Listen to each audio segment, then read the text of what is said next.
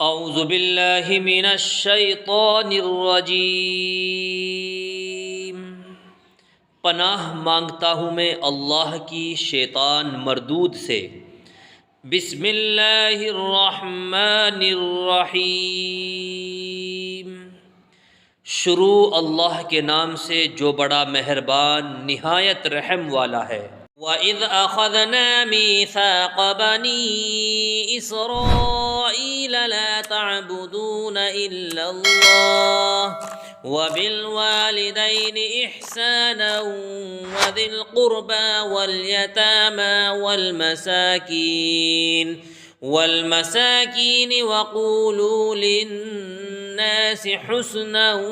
وَأَقِيمُوا الصَّلَاةَ وَآتُوا الزَّكَاةَ ثم توليتم إلا قليلا منكم وأنتم معرضون۔ اور وہ وقت یاد کرو جب ہم نے بنی اسرائیل سے پکا عہد لیا تھا کہ تم اللہ کے سوا کسی کی عبادت نہیں کرو گے، اور والدین سے اچھا سلوک کرو گے، اور رشتہ داروں سے بھی، اور یتیموں اور مسکینوں سے بھی، اور لوگوں سے بھلی بات کہنا، اور نماز قائم کرنا، اور زکوٰۃ دینا، مگر پھر تم میں سے تھوڑے سے لوگوں کے سوا باقی سب اس عہد سے منہ موڑ کر پھر گئے۔ وَإِذْ أَخَذْنَا مِيثَاقَكُمْ لَا تَسْفِكُونَ دِمَاءَكُمْ وَلَا تُخْرِجُونَ أَنفُسَكُم من دياركم ثم أقررتم وأنتم تشهدون۔ اور یاد کرو جب ہم نے تم سے پکا عہد لیا تھا کہ تم ایک دوسرے کا خون نہیں بہاؤ گے،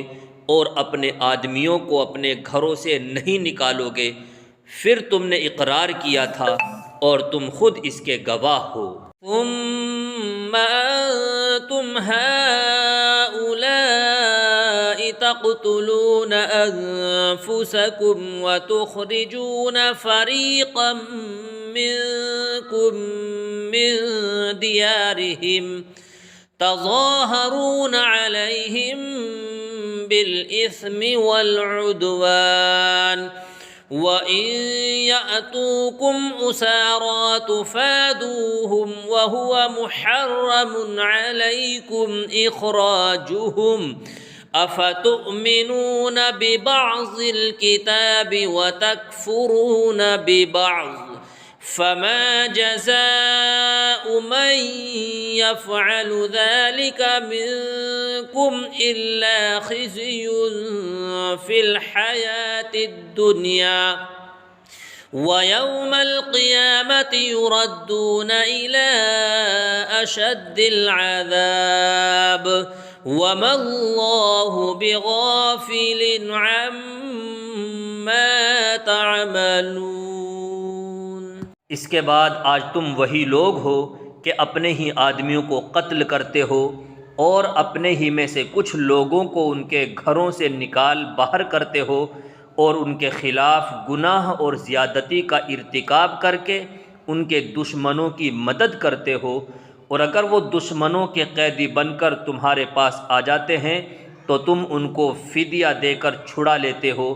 حالانکہ ان کو گھر سے نکالنا ہی تمہارے لیے حرام تھا۔ تو کیا تم کتاب یعنی توریت کے کچھ حصے پر تو ایمان رکھتے ہو اور کچھ کا انکار کرتے ہو؟ اب بتاؤ کہ جو شخص ایسا کرے اس کی سزا اس کے سوا کیا ہے کہ دنیاوی زندگی میں اس کی رسوائی ہو، اور قیامت کے دن ایسے لوگوں کو سخت ترین عذاب کی طرف بھیج دیا جائے گا، اور جو کچھ تم عمل کرتے ہو اللہ اس سے غافل نہیں ہے۔ اولئک الذین اشتروا الحیاة الدنیا بالآخرہ فلا يخفف عنهم العذاب ولا هم ينصرون۔ یہ وہ لوگ ہیں جنہوں نے دنیاوی زندگی کو آخرت کے بدلے خرید لیا ہے، لہٰذا نہ ان کے عذاب میں کوئی تخفیف ہوگی اور نہ ان کی مدد کی جائے گی۔